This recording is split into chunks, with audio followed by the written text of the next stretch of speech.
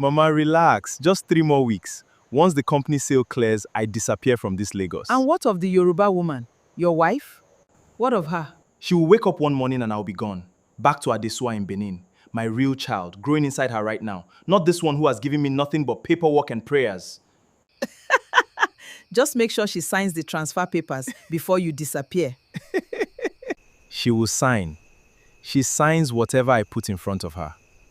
That is one useful thing about her. By the time she understands what happened, you will be in Benin. Wife and child. Trust me na, Osalobua. I cannot wait to be with Adesua, my real love. Efe stood in that doorway with a folded boxer short in her hand and did not move, did not breathe loud, because the woman standing in that corridor was not, as her husband and his mother believed, a Yoruba girl called Temitope Adewale who understood nothing but English and a little Yoruba proverb here and there. The woman standing in that corridor was Edo to her marrow, born Edo, raised speaking English and Yoruba to survive in a family that adopted her, yes, but taught in secret in her 20s by a patient old woman in Benin City every single word of the language her body had always known before her mouth ever learned to speak it. Efe understood every syllable that left her husband's mouth, and what she understood was this. Her husband, Osaze, the man she had built a company with, the man she had carried through 2 bankruptcy scares, was planning to strip her of everything she owned and run to a pregnant woman in his village, laughing about it in a language he assumed was a locked door. It was not a locked door. Efe had the key the whole time. He simply never asked if she did. My people, before we go further, if you believe a woman's silence is not always agreement, that sometimes it is simply a woman counting, drop a single word in the comments right now, just the word counting. I want to see how many of you already understand what is about to happen. And if you have not subscribed to T's Tales by Moonlight yet, do it now, because this story is going to leave marks. Let me take you back, because you need to understand exactly who Efe was before that Tuesday evening changed everything. She was given up as an infant by a mother in Benin City who could not keep her, adopted at 4 months old by the Adewale family of Ibadan, a warm, comfortable Yoruba household that raised her with every ounce of love a child could want. She grew up as Temitope Adewale in every sense that mattered on the surface. She ate amala on Sundays, she greeted elders the Yoruba way, bent low with both hands. She never once felt like an outsider in that house because her adoptive parents made sure of it. But there had always been a small itch underneath her skin, the kind you cannot scratch because you do not know exactly where it is, a question she carried quietly. At 26, going through her late adoptive mother's old file box after the woman passed, Efe found the original adoption papers, her birth name, Efetobore, her birth state, Edo, a small handwritten note from the orphanage matron tucked in an envelope, describing a mother who cried so hard on the day she signed the papers that 2 nurses had to walk her out of the building. Efe did not tell many people. She quietly began driving to Benin City on weekend. She found a retired school teacher named Madam Iyabo Osazua, who tutored her privately in the Edo language for almost 2 years, patient and thorough, never once asking why a grown Lagos businesswoman wanted to learn a language from scratch at that stage of her life. Efe never fully explained it even to herself.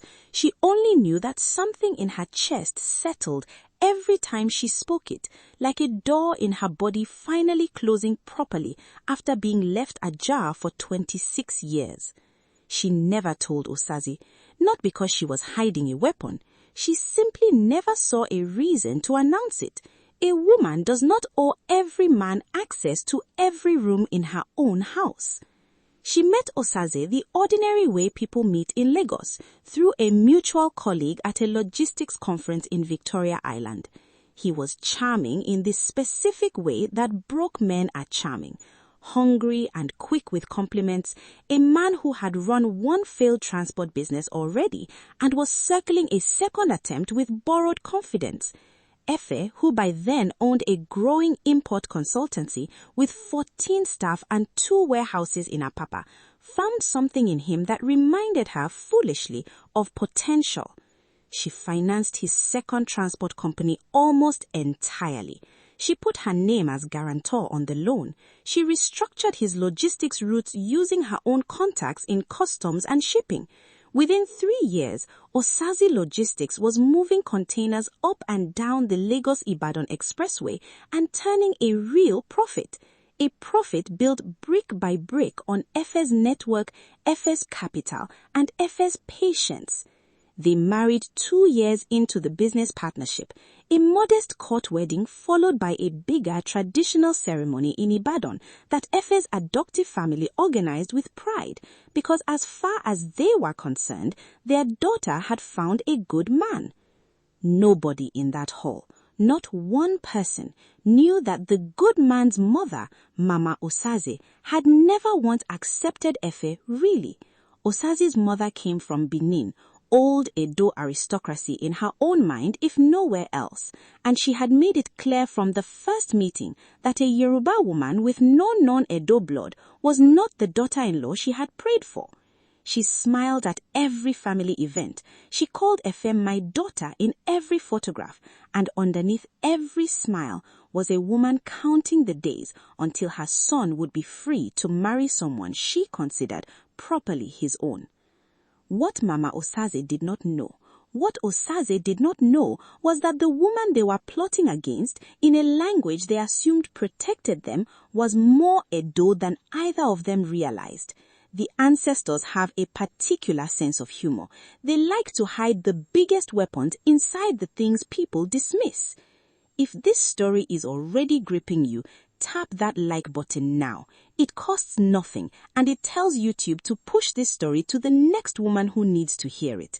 And subscribe to T's Tales by Moonlight so you don't miss what Efe does next. Now, let me tell you about the that started the clock ticking. It was a Tuesday evening in the boys' quarters behind their Lekki duplex, where Mama Osaze had been staying for what she called a short visit that had somehow stretched past 6 weeks.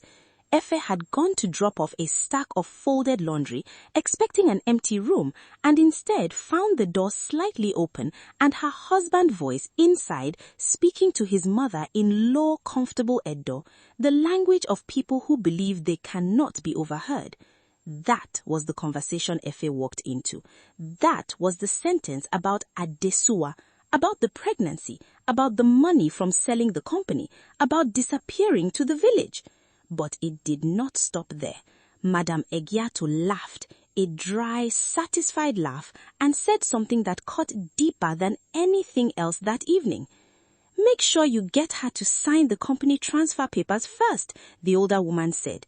"You told me the buyer wants everything in one name before he pays. Get her signature, collect the money, then you vanish. By the time she understands what happened, you will be in Benin with your real wife and your real child." Real wife, real child. Efe stood absolutely still with the laundry basket against her hip and felt something in her chest crack clean down the middle, the way a woman's chest cracks when 5 years of loyalty gets folded quietly into a stranger's mouth and handed back to her as an insult. She did not drop the basket. She did not gasp. She turned, walked back into the main house, placed the laundry on the bed, and sat down on the edge of it exactly as long as a kettle boils. Then she picked up her phone and called the one person who had never once failed her. Mrs. Folake Bokole, her lawyer, answered on the first ring, a sharp, no-nonsense woman who had handled Efe's business contracts for 9 years. "Efe, I need you tonight, not tomorrow." "Efe, what happened?" "I will explain everything, but first tell me, the warehouse in Apapa, the Lekki property, the company shares, how fast can we restructure ownership if I needed it done quietly?" There was a pause on the line, the pause of a professional woman recalculating everything she thought she knew about a client's marriage in real time. "Give me until morning," Folake said. "I will need details, but give me until morning." "You have until 6 a.m., Efe said, "because by 6 a.m. I need to know exactly what is mine and exactly what is about to stop being his." My people, that is a woman who does not waste her tears on the wrong moment, because the tears did come. Efe locked herself in the guest bathroom that night, ran the shower so no sound would escape, and cried the kind of crying that has no noise in it, because the grief is too enormous for volume. She cried for the man she thought she married. She cried for the loan she guaranteed, the roots she built with her own contacts, the years she spent quietly making him feel like the head of a house she had, in reality, built with her own 2 hands. 15 minutes. Then she washed her face, looked at herself in the mirror, and did what her adoptive mother had taught her to do since she was a small girl crying over a broken toy. She breathed once from her stomach and she stood up straight. Drop a comment if you believe a woman should never let a man see the tears before she has already made her decision. I want to know how many of you already understand what discipline looks like. Here is where the story turns, because Ife did not simply run. Ife had learned something valuable from watching Mama Osaze scheme for months without ever suspecting the daughter-in-law she despised could understand every word. Ife decided that if her husband and his mother wanted a performance, she would give them the performance of a lifetime. 2 days later, Ife walked into the living room where Osaze was reviewing shipping invoices and sat down across from him, wringing her hands the way a nervous woman does. "Osaze," she said softly, "I need to tell you something." He looked up, mildly irritated, mildly curious. "What is it?" I think I am pregnant." You should have seen his face. My people, you should have seen it. Because a man planning to disappear to his pregnant village sweetheart does not want a second complication arriving from the wife he is trying to abandon. For one flickering second, panic crossed his face before he caught himself and rearranged it into something resembling joy. "Ife, that is wonderful news," he said, his voice climbing half an octave too high to be believed. "We have been trying for 3 years. This is God's time." "I have not confirmed it with a doctor yet," she said, letting her voice tremble just enough. "I wanted you to be the first to know." Inside, Ife felt nothing but ice-cold clarity. She was not pregnant. She had no plans of being pregnant with this man's child. But a pregnant wife is a wife a scheming man must handle delicately, must not rush, must not appear cruel toward in front of watching relatives. A pregnant wife buys time. And time, right now, was the only currency Ife needed. That evening, she overheard, through the same thin boys' quarters wall, Mama Osaze's fury. "Now she's claiming pregnancy at this stage? You have to move faster, Osaze, before this pregnancy story delays everything by another year. Call the buyer tomorrow. Tell him he needs the transfer signed by Friday." Friday. That was the clock now. 3 days. If you are the kind of person who plans quietly while everyone else panics loudly, you would really relate to how Ife moves. Ife used those 3 days the way a surgeon uses the hour before an operation. Every morning she smiled at breakfast and talked softly about baby names, watching Osaze's jaw tighten every single time. Every afternoon she was on the phone with Folake, moving money, restructuring the warehouse lease into her sole name, transferring the 14 staff contracts under a newly registered entity that existed only on paper and only in her name, quietly informing 3 major clients that all future invoices should be directed to a new account for what she called internal restructuring purposes. Every evening, she cooked Osaze's favorite meal, banga soup, with extra periwinkle, the way his own mother had taught her years ago in an early, hopeful season of the marriage. back when his mother still pretended to like her. By Thursday night, Folake called with the final documents ready. A full deed of transfer that would move their Papa warehouse, the company's active contracts, and every asset currently sitting under both their names into Efe's name alone, disguised on the surface as standard paperwork for what Efe had told Osaze was a tax restructuring exercise their accountant recommended before any company sale to protect us both. Notice that phrase, to protect us both. Osaze, greedy and impatient and certain he had already won, signed without reading a single line. 5 years of habit had taught him that Ife's paperwork was always thorough, always safe, always in his favor. He signed at the dining table on Thursday night with a pen Ife handed him, initialed every flagged corner, and even smiled while doing it, already imagining himself in Benin by the following week with Adesua and the child he called his real child. He had no idea he had just signed every single asset in that marriage into his wife's name permanently, with his own hand, witnessed remotely by Folake's junior associate on a video call he assumed was routine notarization software. Friday morning arrived, the day Mama Osaze had set as the deadline. Osaze came down the stairs in a new agbada, unusually cheerful, kissed Ife on the forehead and told her he had a business meeting with the buyer that afternoon to finalize the company sale. "Take your time," Ife said, smiling. "I will prepare something nice for dinner. We should celebrate." He left the house at 11 a.m. What he did not know was that Ife had already called the buyer directly the previous evening, a man named Chief Balogun, whom she herself had originally introduced to Osaze 18 months earlier through her own business network. Chief Balogun, a careful man who valued relationships over quick deals, was more than willing to hear Ife out when she requested a private conversation before any papers were signed. She told him everything, not with anger, with the calm efficiency of a businesswoman laying out facts. The company's actual value had been built primarily on her logistics contacts and her original client base.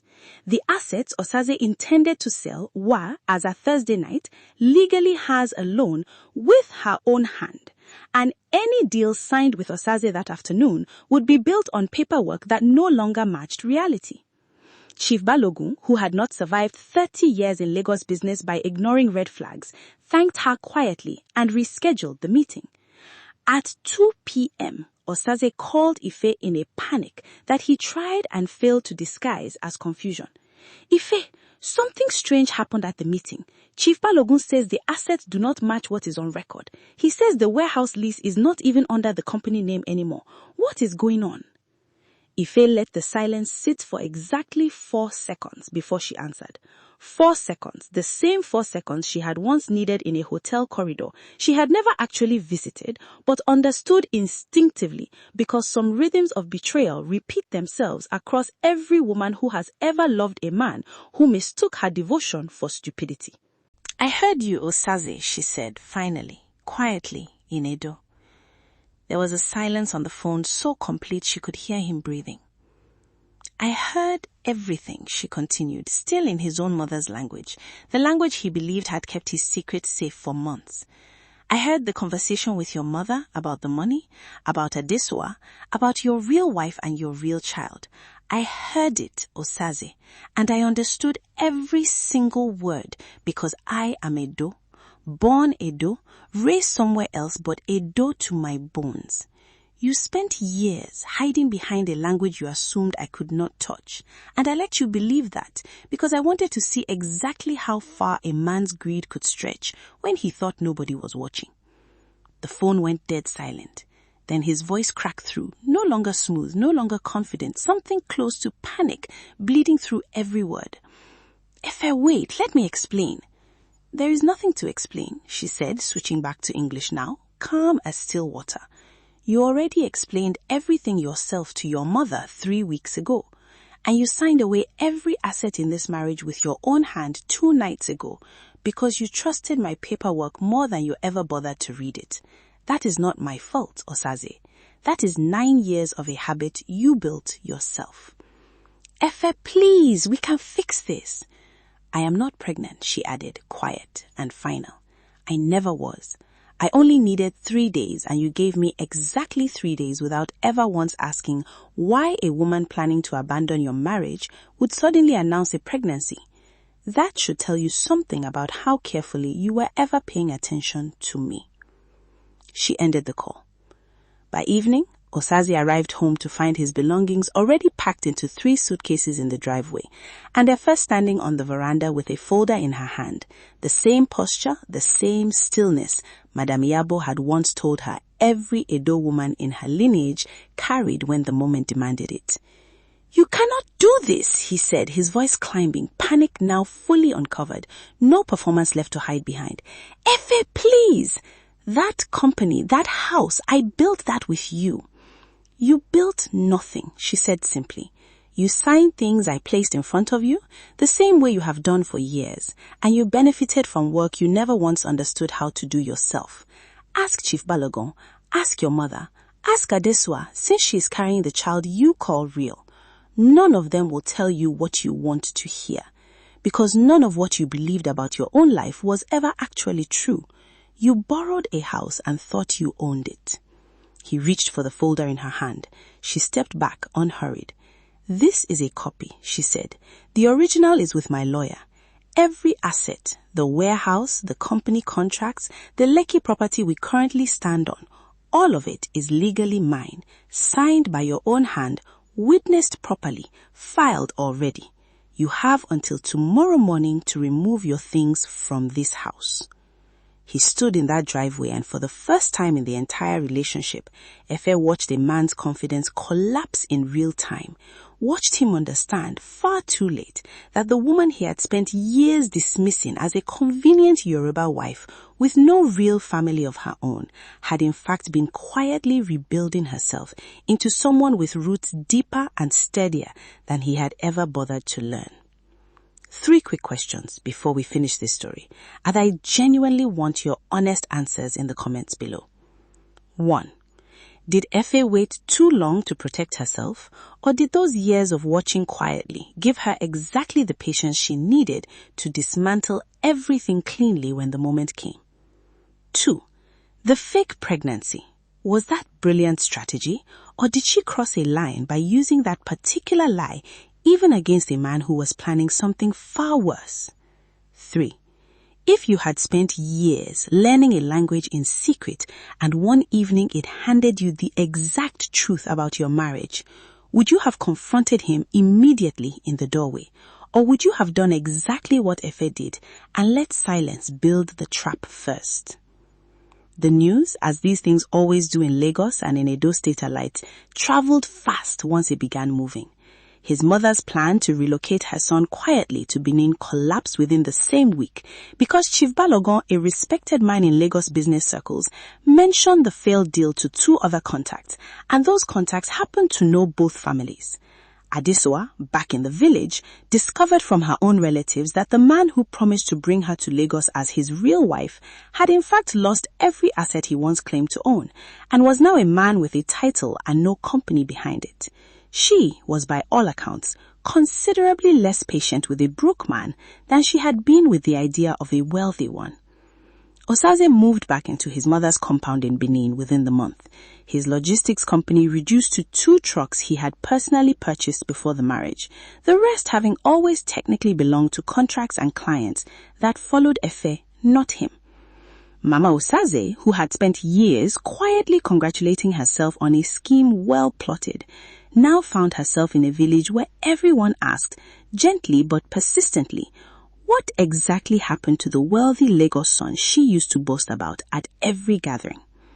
And Efe, born Efetobore, raised as Temitope, now simply choosing to answer to her original name because she had, in the truest sense, gone home to herself. She expanded her consultancy that year into full logistics operations, absorbing the client base Osaze had always assumed was his achievement. She hired Adesua's older brother, ironically, as a regional coordinator months later, a man who had no idea his own sister's former lover had once tried to build an empire on a woman's back and call it his own. Efe did not hate Osazi. That is the part I want you to sit with, my people, because it is the truest part of this entire story. She did not hate him. She understood him in the uncomfortable way that hurts more than hatred ever could. She understood that somewhere between the man who had once charmed her on a logistics conference and the man who laughed with his mother in a language he thought was locked, he convinced himself that her devotion was owed to him, that her silence meant she did not understand, that a woman's quiet strength was the same thing as a woman's blindness. He was wrong on every count, and it cost him everything he had ever pretended to build. There is an old saying among the Edo people that the river that looks calm on the surface is often the one carrying the heaviest current underneath, moving stones you cannot see, reshaping the ground long before anyone notices the water has changed direction. Efe was that river, calm on the surface for years, reshaping the ground the entire time, and when the moment finally came for the water to show its true current, it moved fast, and it moved with a precision nobody in that family had ever prepared for, because nobody in that family had ever truly bothered to look beneath the surface of the woman they underestimated. That is where we leave her. Not broken, not bitter, sitting at her own dining table, in her own house, with her own name on every single document that matters, a business that has grown past anything her husband ever imagined it could be. And a peace that did not arrive loudly, but settled into her the way a long-held breath finally releases. If this story reached you today, share it with a woman who needs to hear it. Like this video if you believe quiet strength is still strength. And subscribe to Tease Tales by Moonlight, because every week we tell you another story where a woman's silence was never weakness,